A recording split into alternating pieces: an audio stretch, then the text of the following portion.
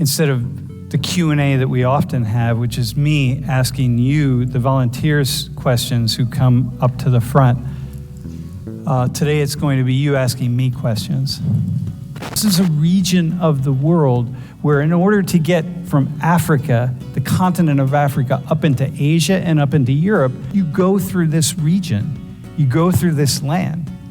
And then they start saying all sorts of things about you and assuming things about you. And you're like, I don't have anything to do with this government. I'm nothing. So when we say like, oh, there's conflict, people have been fighting forever, that's just justification to not really understand the nature of sociology. Either one can lead to peace. What matters is that people who are making the decisions believe that that is the best option to move forward. It's interesting how many people I hear talk about Palestinians in Gaza who never talked to or met a Palestinian in Gaza, or what Jews in Israel think. And I'm like, what the? You never met a Jew. You're in the middle of the jungle and you're telling me, thank God you're not a Jew. And I'm thinking, what do you have against Jews? They say, listen, we're the ones that create propaganda. When you read it in the newspaper or it comes out shortly after, if it comes out like this kind of thing after a big event and something comes out that the intelligence agency said one thing, they said, never ever believe that. Guaranteed it's propaganda. What are some of the notions of morality that most people simply aren't aware of when we're talking about war? I have a friend who's an Iraqi. He pretty explicitly states that he supports Palestine instead of Israel. I know a lot of the people in states support Israel because, it's kind of made by the West to an extent. There's a lot of people who just kind of like brush off the aspect of war and say like what is right or wrong. And I was kind of confused on like to see like whether if it's right or wrong to just say like this side is right or this side is wrong and this side should be abolished and not. And I feel like just people just brush off the aspect of people dying and the war aspect. And I wanted to know like what are some of the things that people overlook the most that I have trouble seeing? Okay. Well, let me just start with one thing. Israel was in no way made by the West. I mean, Israel itself, the Balfour Agreement and so on at some level, but Israel has been Israel for over 2 millennia. This is a region of the world where in order to get from Africa, the continent of Africa, up into Asia and up into Europe, well, Asia not so much, but Europe, you go through this region. You go through this land. And that means there are many different people who are settling in that land and part of that land. So there's no one single group there. I suppose it's a Yiddish saying. If you put 2 Jews in a room, you have 10 opinions. And there's another version of that saying that if you put a Jew and a Palestinian in the room, you have 100 opinions. And so when you ask about the question of morality and like war and these questions, it's like, well, you can just enter that any way you want to enter it. It doesn't matter. Just what I said earlier, we can justify that. So what I would say, for example, to this person who you know who is Iraqi, who says, yeah, I support the Palestinians, I would say to that person, well, what do you know about Jews? And what do you know about Israel? You ever been to Israel? You ever sit down and talk to Jews? The first day we arrived at the home of this Orthodox family, they said, don't go to the Arab quarters of Old Jerusalem. Because my friend, the person I was with, who was a former student of mine and wore the Star of David, he said, they will attack you. They will hate you and they will attack you, especially you because you're Jewish. And so the very first thing we did was go to the Arab quarters in Old Jerusalem, because of course. And what we got was an incredibly warm welcome. And once they found out that my friend was Jewish, all these shopkeepers wanted to do was just bring us into their shops and give us tea and sweets. And we couldn't get out of the Arab quarters. We ended up not leaving until after dark because we couldn't get out, because every single one of the Palestinian shopkeepers kept dragging us into their shop because they assumed we were both Jewish and wanted to give us things. right? So then one day, I'm with an Arab friend. And the other Arabs say, hey, don't go to that Orthodox Jewish community because they will attack you, they will hate you, you can't go there because you're Arab. So my friend and I say, we're going to the Orthodox Jewish community. And we experienced the exact same thing. The exact same thing. The Jews who we met wanted nothing more than to talk to my Arab friend and to talk to me and ask us as much as they could about whatever we knew. And I thought, isn't this bizarre? Right? Both sides, afraid of the other side, misconceptions about the other side, and I would say, just like probably your Iraqi friends, has never sat down and talked to Jews, and so has no idea. We don't know what people in Gaza think. I know what people in Gaza think. So for those of you who are Jewish, I will say, I can tell you a lot of stories about what young people in Gaza think. After meeting hundreds of them and in being in dialogues here with Penn State students, hundreds of them, never been a single one that supported Hamas. But every young person in Gaza who I ever met wanted peace. And they wanted peace with Israel. They wanted peace with Jews. And whenever they had an opportunity to have a conversation with Jews, they took it. That's not what I hear. And why don't other people know that? Why don't they know that? Right? And the Jewish students who I work with, right, wanted nothing more than to talk to the students in Gaza and ask them about their lives and like what's going on and what do you think about Hamas and what do you think? And the students say, we hate Hamas, but Hamas, what are you going to do? What are you going to do? Let me just ask the Americans, like those of you who dislike Biden. Yeah, what do you do about that? Nothing. Those of you who dislike Trump, what do you do about it? Nothing.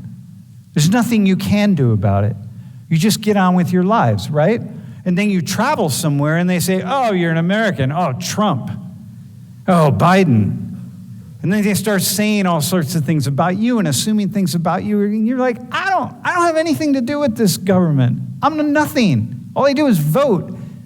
There, they don't even vote. It becomes irrelevant because Hamas is the ones that were able to get the guns. They were able to get the weapons, and they were able to take control, and they run it. And where do they get the guns? Who sells more weapons than any other country in the world? Mine. People get weapons who shouldn't have weapons. And that's what goes on. So it's like, okay. And my Jewish young people I work with in Israel that I've worked with over the years, I'm like, yeah, what do you think about your government? God. Government, whether it's Netanyahu or who, it's like, just like us. Do you believe in a two-state solution similar to that of the original, 1940 borders, or at least something like the Oslo Accords?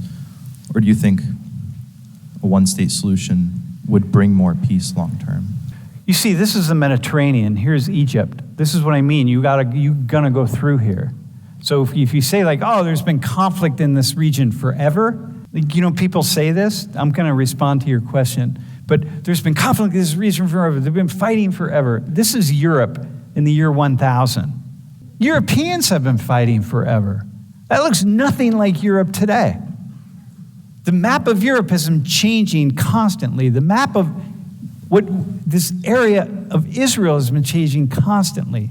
So when we say like, oh, there's conflict, people have been fighting forever, that's just justification to not really understand the nature of sociology. This is Gaza right here, okay? And this is what's called the West Bank. And Jerusalem is right there. And Jerusalem was identified as the international community. So it was not going to be aligned with Palestinians. It was not going to be aligned with Israel. That has changed over time. And I'm not going to get into some of the details of the more recent politics, but this is the West Bank here. This region is completely closed off. Israel controlled this region here, and Israel controlled this region, which was primarily set aside for Palestinians. But Israel left the Gaza in the early 2000s and gave it over to the Palestinians. Hamas took over, and this is completely cut off. So the two-state solution would be this right here. So we have the West Bank, and we have Gaza, and then we have Israel proper, in which 25% of the people living in here are Arabs, okay? Arab Christians and Arab Muslims, but citizens of Israel. And one can make an argument for second-class status for many of them, and there are. I travel with my Arab friends in Israel, and I saw second class, but certain aspects were like, this isn't really fair, right? But nonetheless, so the idea is, well, could this work out? So Palestinians stay here, and the Israelis control this, Israel controls this, and then we work it out. You have these two states, and that's good. Or do we need to break down all these borders and bring Jews and Arabs together as one single nation living in peace? My response is, either one can lead to peace. It doesn't matter. What matters is the people who are making the decisions believe that that is the best option to move forward. Right? And what's exceptionally important, and that you all know this, so you think about this, a very small group of people can radically change the course of history and can radically change the course of peace.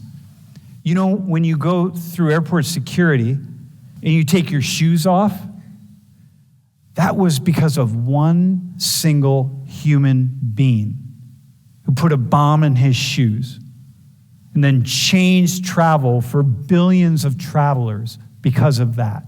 One single human being. It doesn't take a lot to throw things off.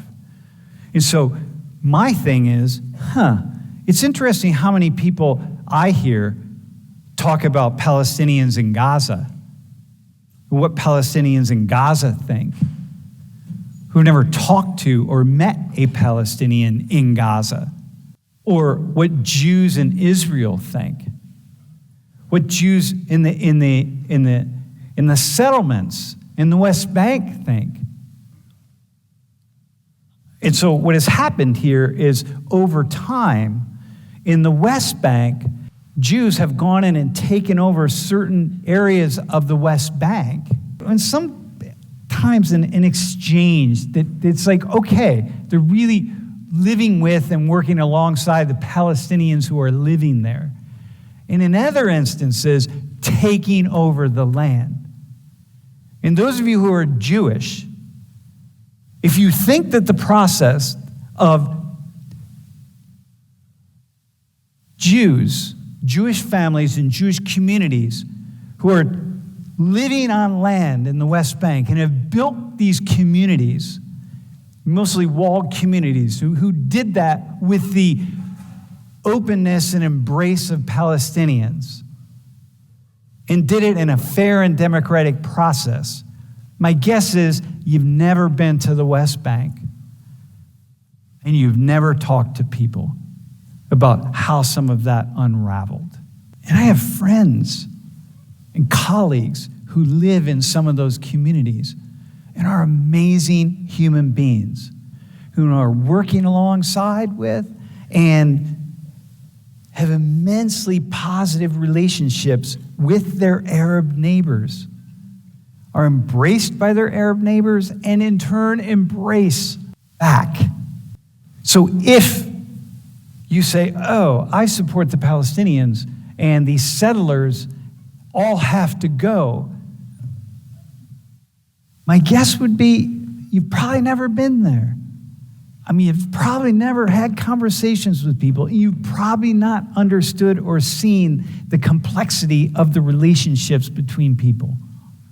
It was yesterday, I think, where President Biden made a statement, and he said that he has seen pictures of Palestinian soldiers, Hamas soldiers, beheading 40 babies. Yeah. And then quickly, the White House made a statement that, oh no, we didn't see pictures.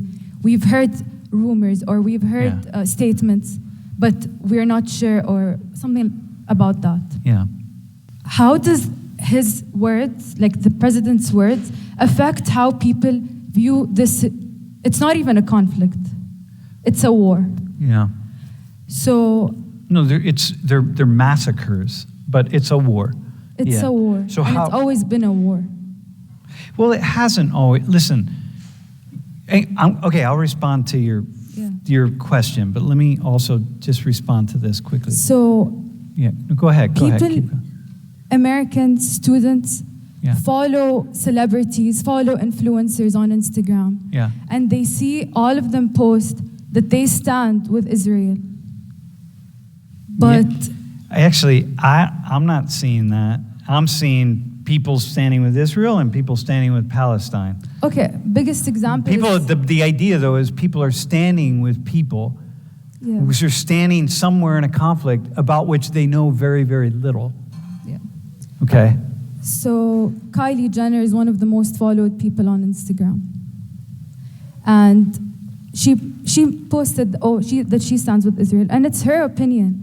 But I don't see any one of these big people like Biden, for example, saying that, oh, Israel has bombed apartment complexes which is filled with women and children, and so Yeah. far 50 children have died. Yeah. Why isn't he saying it? Most human beings want peace, and most human beings act in peace. And even in most conflict zones, conflict regions, most of what's going on is peace. I mean, people not fighting each other, harming each other, and killing each other, okay? Most Jews, most Palestinians want peace. And most Jews and most Palestinians act in their lives as a way to achieve peace. They're just doing life. They're just doing what you did. You woke up this morning, probably the first thing you did was brush your teeth, splash water on your face, do whatever you do, right? Get dressed. That's what everybody's doing. And this is what's really important, that people are just living their lives.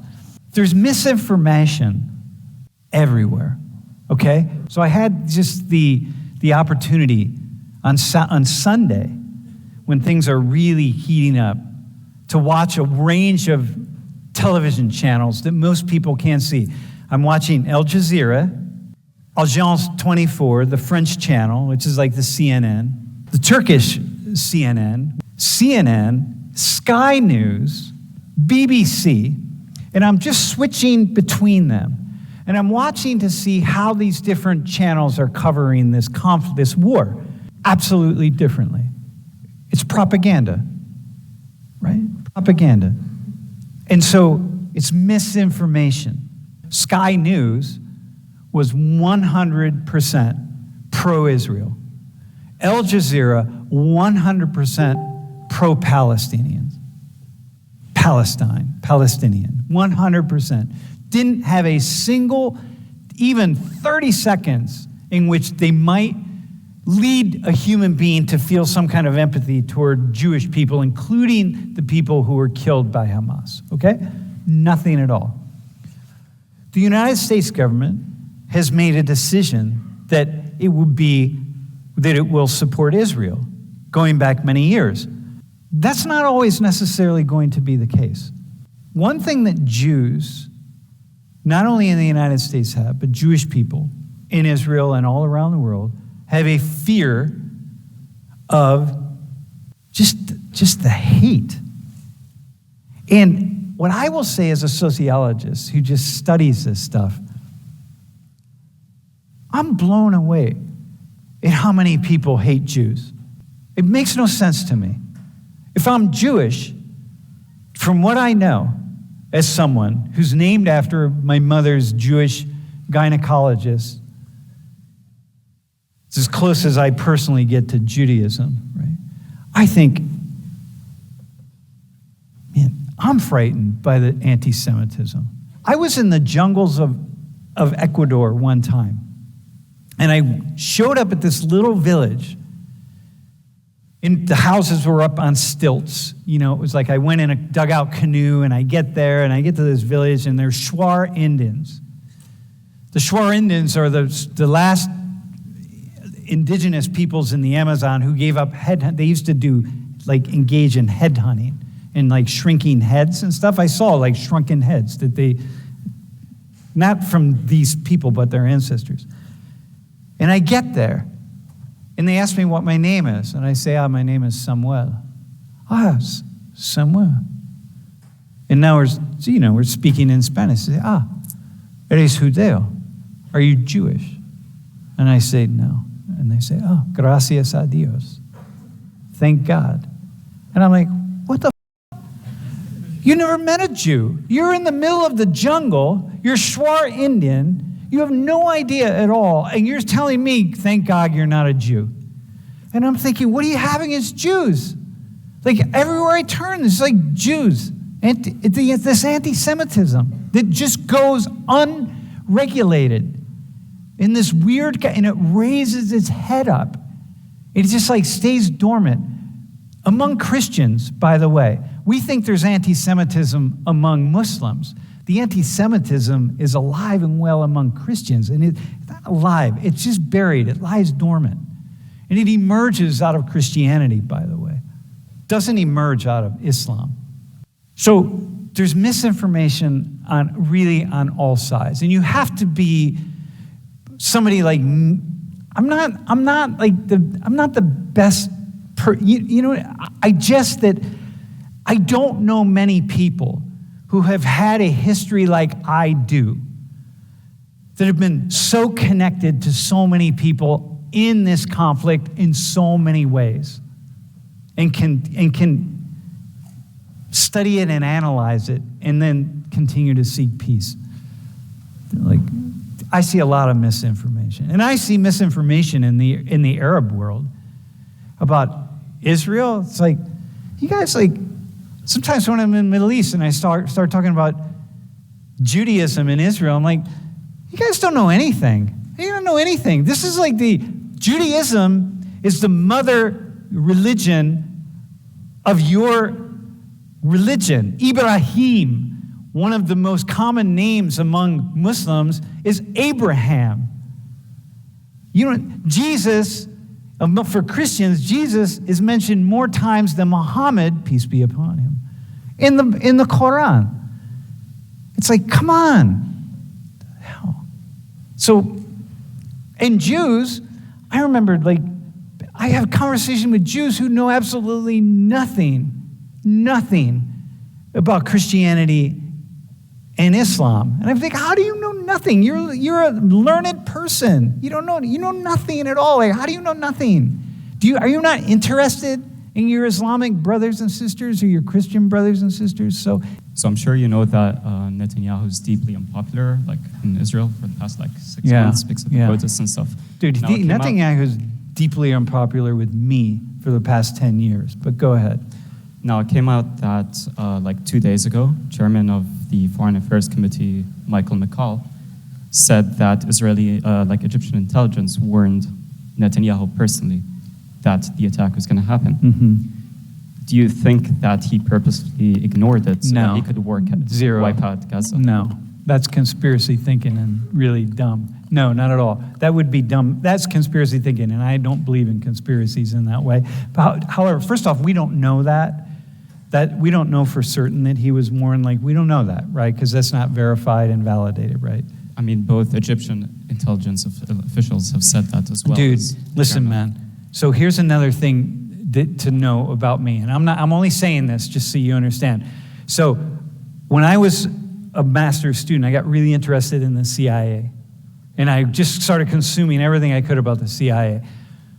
We had a conference here in this building, right down the hall, with retired CIA agents. There were about 8 of them that came, and we spent the day together. It was all day Saturday, these guys. They were very popular at the time. Philip McGehee and Tommy Agee and different people, right? And they taught me one thing, these guys. They said, listen, we're the ones that create propaganda.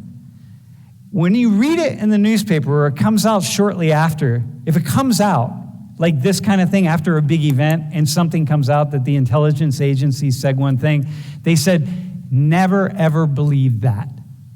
Guaranteed it's propaganda. This is what they said. So, and secondly, if it's in a headline, it's absolutely propaganda. Now, that's not saying it's always true, right? But I'm just telling you what these guys taught me, and I've been living my life with that ever since. So I'm just saying, it doesn't matter that the Egyptian intelligence service said it. We don't know that. And so, yeah, I would say no. Do I trust Netanyahu? Not at all, man. So what do you think will happen next? Now the Israelis have even less reasons to make concessions to the Palestinians. And in matter of fact, they have an opportunity now to finish this once and for all and get done with the problem. When we get in these positions, it's really easy to demonize each other, right? Like we demonize Palestinians, so that makes it easy for Israelis to do what they want to do among Palestinians. Palestinians demonize the Israelis because it makes it easier to shoot off rockets and do all sorts of things that they have to do, right? Imagine what these Hamas fighters had to do in their mind to go in and commit some of these atrocities. Imagine the kind of hate they had to walk them through. This weekend, I was with my friend Rafi and Mr. Rashidi, who you will meet them both on the Zoom.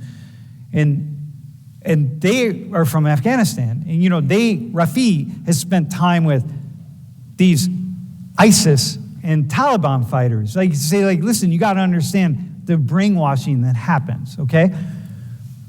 I'm going to say this. The Israeli soldiers, every young person in Israel has to serve somehow. Men have to serve, and I think women can serve, but they don't have to serve, but they have to do something else in the military. They're not going to finish once and for all. Like, they can't do that. Like, it's not. It's just that I have to believe this. Maybe I'm wrong, but I see the worst part of humanity, and I also I have seen the best part, and I have to believe that. So when you say that, those are words. They mean something that a human being has to do something that human being is going to have a very difficult time doing. Meaning what Israelis would have to do, the kind of horrific events. Right now, you can shoot missiles off and okay, you don't have the consequences of it. But